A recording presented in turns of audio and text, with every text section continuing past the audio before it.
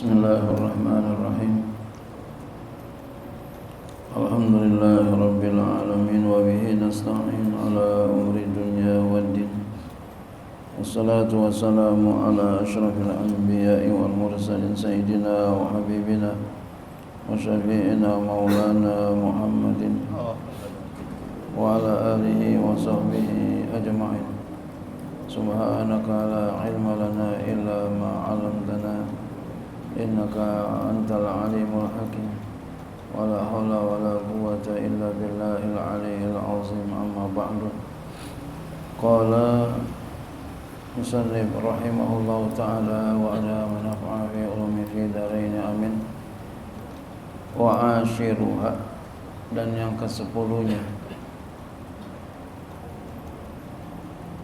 segala sesuatu yang orang lagi haid haram. Al-istimta'u,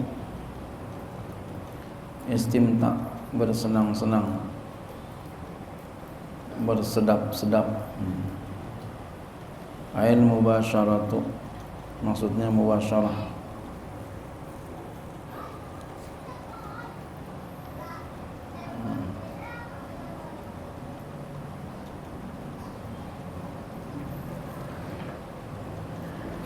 Mubasyarah, ya.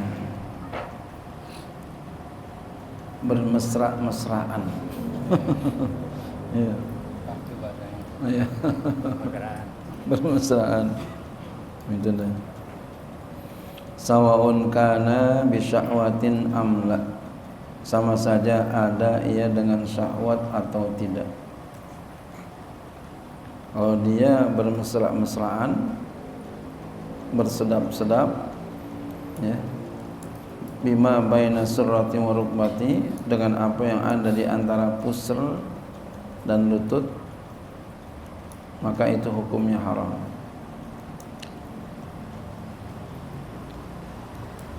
Ini biasanya pengantin baru ini mah. Oh, udah lama udah enggak nih. Udah kurangan. Biwat'in, dengan bersetubuh, sawaun kanat bihailin amla, sama saja adalah itu dengan, ya, ding penghalang ataupun tidak, ya. Ya, jadi sama dengan bersetubuh sama saja dengan penghalang ataupun tidak. Bersedap-sedap di daerah itu haram. Wa bi ghairi, dan dengan yang selainnya, haitsulah haila, sekira tidak ada penghalang. Apalagi gitu, ya. Wala budda an takunal mubasyaratu bima yankudu masuhul udu'ah.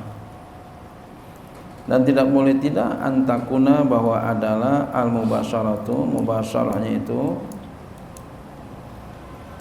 ya, bermesraannya itu dengan sesuatu yang kudu batal masuk oleh menyentuhnya al udu'a, akan udu.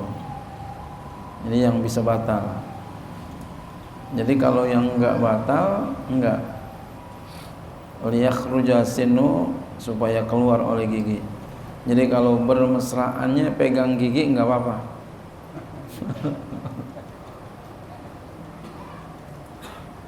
Berarti pegang gigi enggak, kurang enak berarti, ya. Wasya'ru, rambut juga enggak apa-apa. Bermesraannya pegang rambut enggak apa-apa, enggak batal, enggak haram. Fala tahrumu al mubasyaratu bihi, maka tidak haram bermesraan dengan pegang gigi, pegang rambut.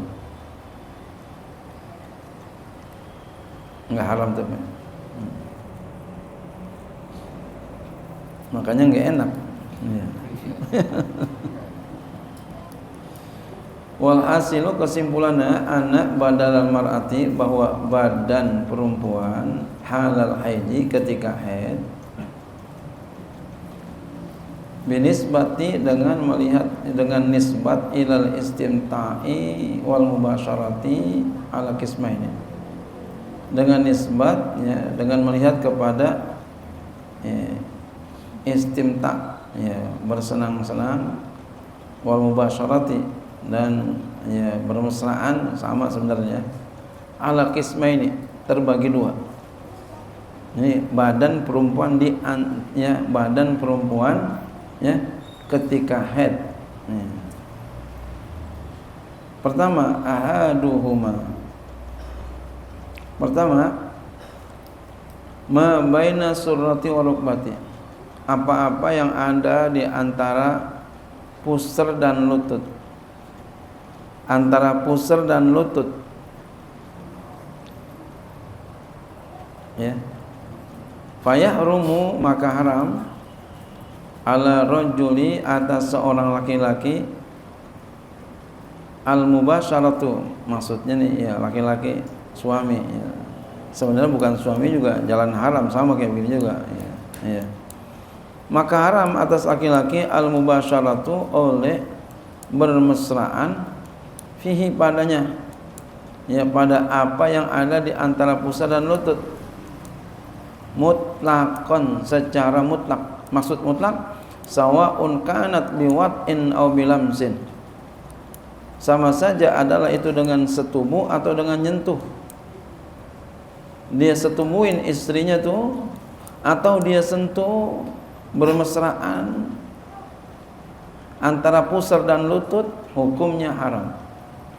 Idza kanat tahta siyabi, apabila ada dia di bawah baju.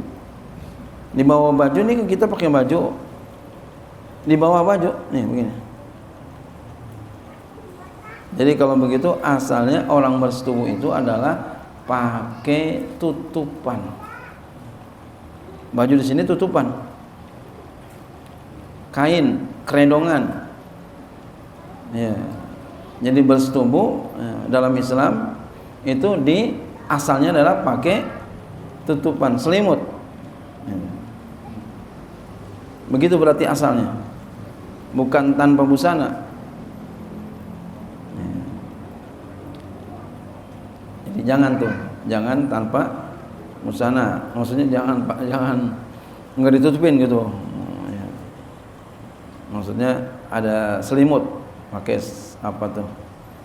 Ya, selimut. Kalau orang bersetubuh, suami istri, ya, itu asal bersetubuh itu adalah pakai selimut. Nah ini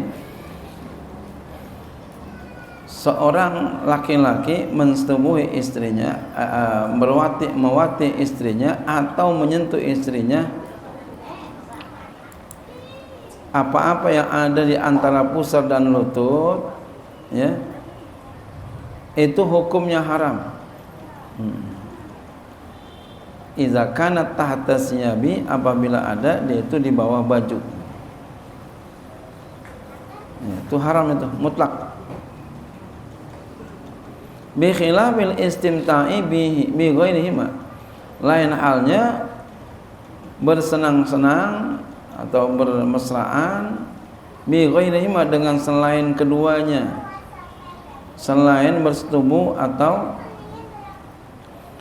menyentuh, kanazrin, seperti melihat, bisyahwatin, dengan syahwat. Bininya lagi haid, ya, bininya lagi haid, diliatin tuh apa-apa yang ada di antara pusar dan lutut. Ngelihat aja, tapi jangan disentuh. Pakai syahwat nggak apa-apa. Fa innahu la yahrumu, maka sesungguhnya itu nggak haram. Tapi sebaik sih jangan, ya, mancing-mancing. Repot. Setan itu selalu menyelimuti. Setan selalu menyelimuti. Jangan mancing-mancing. Walaupun itu boleh, tapi sebaiknya sih hemat saya jangan dah. Namanya orang baru nikah kan beda sama orang yang udah lama. Nah, itu yang pertama. Yang kedua, wa ammal mubasyaratu fawqahuma, dan adapun bersenang-senang atau bersedap-sedap atau bercumbu-cumbu fauqahuma, di atas keduanya, di atas pusar dan lutut, ya. Di atas pusar dan lutut, tapi pakai pakaian. In kanat biwat'in, jika ada itu, ya, berlanjut, katakanlah ujung-ujungnya gitu dengan setubuh, fayahrumu aidan, maka haram pula.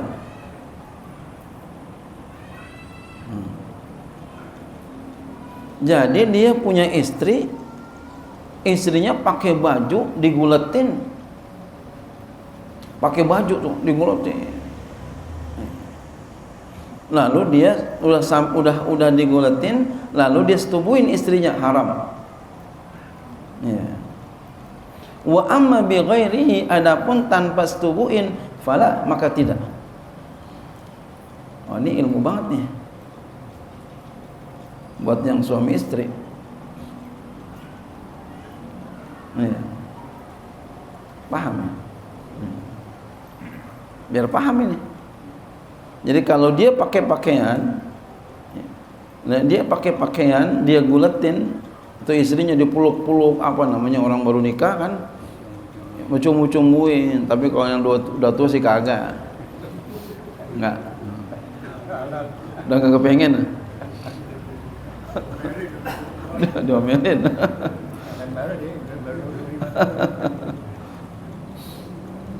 Iya, jadi kalau dia pakai baju, dia cumbu-cumbu antara pusar dan lutut, ya, tapi ujung-ujungnya entar dia setubuhin, tuh guletin tadi, peluk-peluk tadi, hukumnya haram. Ya, pahamin tuh. Tapi kalau umpama, ya, dia guletin, dia peluk-pelukin istrinya antara pusar dan lutut, pakai baju tuh istrinya, tapi enggak disetubuhin ujung-ujungnya, enggak, cuma hilangkan ini aja, maka itu tidak haram. Saya ingat dulu nih, dulu Cing Jaja pernah nanya ini dulu sama saya nih. Lupa Cing, lupa. Dulu lagi ngaji sama guru, ya, Kiai Abdurrahman, ya. Lagi nganterin guru naik mobil. Cing nanya nih begini nih, yang nanya lupa dah. Ya, nanya ini. Iya, boleh apa kagak? Jawaban saya, boleh kalau nggak disetubuhin, sama dengan ini. Ini buat pengantin baru, ya, ilmu banget nih. Jangan kita melakukan keharaman, ya, sama suami istri. Ya, nanti keberkahan suami istrinya nggak ada. Jadi kalau haram, tinggalkan. Kompak suami istri, yang haram tinggalin. Jangan kompak dalam keharaman. Emang ada suami istri kompak keharaman? Ada. Lewat jalur belakang, kompak itu haram. Jangan sampai melakukan itu. Haram itu. Maka ketika suami istri melakukan keharaman, walaupun duitnya banyak, berkahnya nggak ada. Mana mau berkah? Allahnya murka, Allahnya marah. Sama seperti ini, ya, lagi haid, dipaksain juga bersetubuh, maka ntar hidupnya nggak ada keberkahan, walaupun duitnya banyak. Ya, Hawa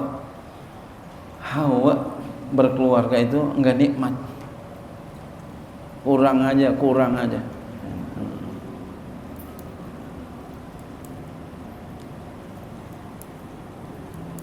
Ya.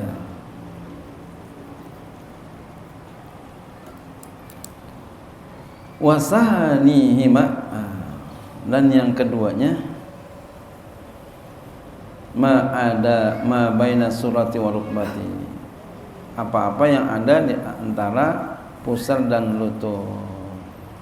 selain, maksudnya apa-apa yang selain pusar dan lutut. Nah, kalau ini selain pusar dan lutut, ini kaki ke bawah, pusar ke atas, mau diapain aja boleh tuh. Fala yahrumu mutlaqan, maka enggak haram secara mutlak. Tuh, suami istri boleh dah diapain aja. Nah, kalau untuk tadi di pusar, antara pusar dan lutut, begitu hukumnya. Ada yang di bawah kain, ada yang di atas kain. Masya Allah. Ini detail banget ini penjelasan ini. Jadi cara yang di atas kain tadi begitu, cara yang di bawah kain begitu tadi. Kalau di bawah kain haram mutlak. Kalau di atas kain lihat keadaannya tadi. Iya. Kalau ujung-ujungnya tuh bermesraannya dia bersetubuh, haram tuh bermesraannya tadi. Kalau enggak disertain bersetubuh, enggak apa-apa.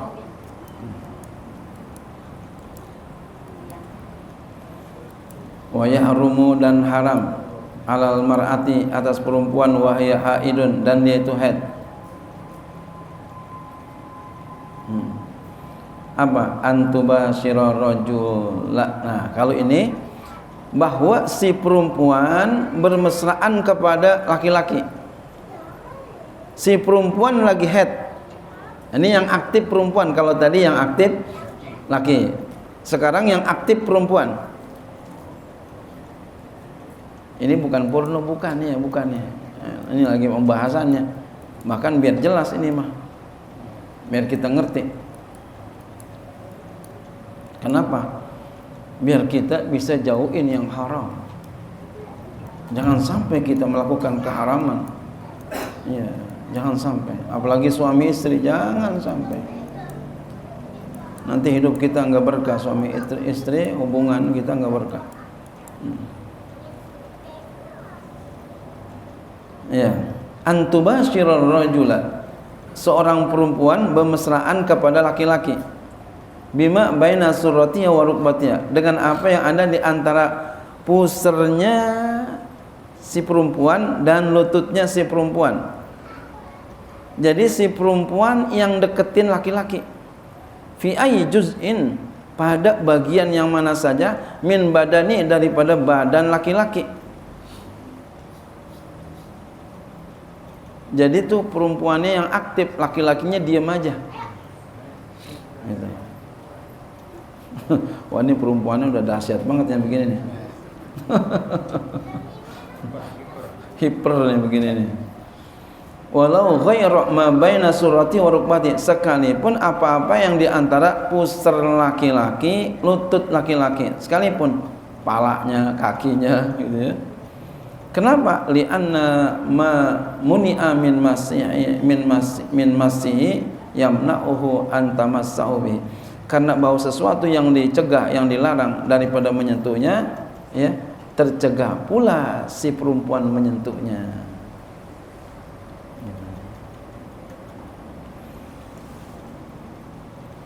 Ya, mungkin saja yang begini ada. Mungkin saja, tapi biasanya sih kalau begini perempuan udah malas aja kalau haid. Iya. Biasanya perempuan udah malas aja kalau haid dah.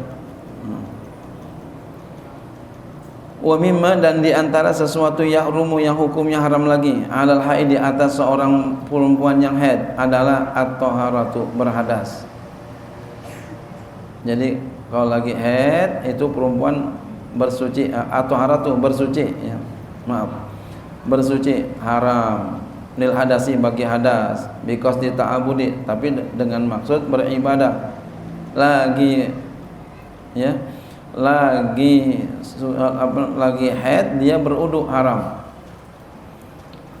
Ma'a ilmiha, serta mengetahuinya, bil urmati, dengan haram. Kenapa? Litala ubiha, karena main-mainnya tuh perempuan. Jadi main-main, dianggap main-main. Lagi haid berudu haram, maksudnya bersuci haram. Fa in kanat maksudu, maka jika adalah maksudnya itu an-nazafata, bersih-bersih. Bagaimana kalau begini? Ka agsalil haji, seperti mandi-mandi haji, lam yamtani, maka tidak tercegah, enggak apa-apa. Atau juga kita umpama nih ada perempuan udah biasa wudu, kalau nggak wudu nggak enak, niatin berdingin-dingin nggak apa-apa. Umpama nih ibu ya udah biasa wudu, emang nggak enak kalau nggak biasa wudu, niatin berdingin-dingin nggak apa-apa. Wala yahrumu, tidak haram, alal haidi, atas orang yang haid, wa nufasai, dan orang yang nipas, hudurul muhtarari alal muhtamadi, hadir kepada orang yang lagi sakaratul maut atas kaul yang muhtamad. Ada pembahasan juga tentang ini. Berarti sakaratul maut keadaan yang sangat-sangat. Jadi kita kalau ada orang yang sakaratul maut, kita jagain. Makanya suka dipanggil orang-orang istimewa, orang yang udah lama nggak mati-mati, ya, diapain aja kagak sampai-sampai. Ini banyak Pak begini. Makanya ada doa supaya kita dimudahkan dalam sakaratul maut.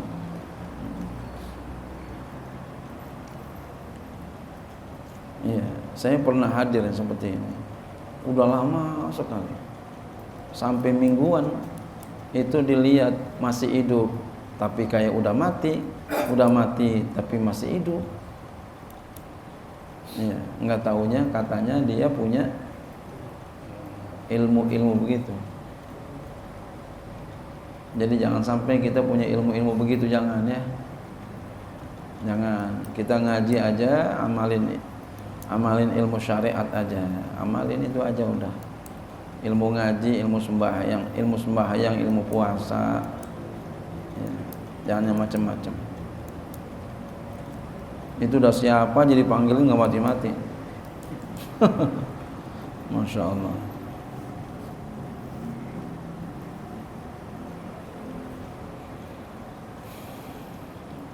Ya.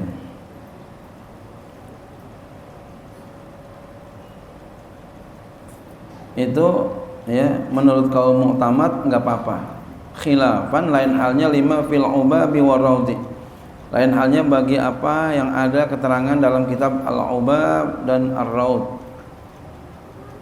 Ya, jadi dalam kitab al-ubab ar-raud nggak boleh, perempuan lagi haid nggak boleh dekat-dekat sama orang yang lagi sakaratul maut. Kenapa? Ya, diberikan alasan di sini. Wa allallahu bi tadarru'ihi bimtina'i malaikatir rahmati minal udhuri 'indahu bisababihima. Beliau memberikan alasan dengan madaratnya. Jadi madarat. Ya, jadi bikin susah. Ya. Dengan tercegahnya malaikat rahmat untuk hadir di sisi orang yang lagi sakaratul maut dengan sebab adanya orang yang haid sama orang yang lagi nifas, karena dia lagi nggak suci, lagi kotor, makanya sembahyang aja nggak boleh. Ya. Jadi kalau begini sebaiknya bagaimana? Sebaiknya jangan dah, karena ada dua pendapat nih. Walaupun yang mu'tamad mengatakan nggak apa-apa, karena ini ulama juga. Sebaiknya hemat saya itu jangan aja, nggak apa-apa itu ya, jangan aja, ya. Biar yang bersih aja. Ini menandakan sakaratul maut sangatlah penting, ya, sangatlah sakral sekali. Makanya jangan pergi kalau ada sakaratul maut. Keluarga kita, bapak kita, ibu kita, hadir kita di situ. Ya. Bacain apa yang kita bisa baca. Ya. Bahkan kalau nggak ada yang nungguin sakaratul maut, kalau kita tungguin, kita nggak bisa sholat Jumat, masih boleh tuh nggak sholat Jumat. Sampai begitu tuh. Saking pentingnya sakaratul maut. Karena di situ malaikat rahmat turun, iblis juga turun di situ, godain antara Makanya di dalam kitab Daqaiqul Akhbar dulu ngaji sama guru kita Ustaz Usuf. Ingat banget saya itu. Jadi di situ ada orang disuruh nyebut la ilaha illallah. Dia bilang apa? La, enggak mau. Disuruh nyebut la, enggak mau. Lalu dia sadar. Ketika dia sadar, kenapa kamu tadi dituntun untuk mengatakan la ilaha illallah, kamu enggak mau? Bukankah kamu ini macam-macam dah. Orang ustaz ya, ngerti, paham, kiai itu. Saya bukan ogah menyeru la ilaha illallah, mengatakan la ilaha illallah, tapi saya sedang digoda oleh iblis. Sedang digoda sama iblis. Enggak mau ajakan iblis. Bukan la ilaha illallah. Masya Allah. Jadi begitu dahsyatnya tentang sakaratul maut. Makanya kalau orang lagi sakaratul maut disunahkan untuk diuduin biar bersih. Maka oleh karena itu jangan sampai kita diuduin, kita udah senantiasa udu.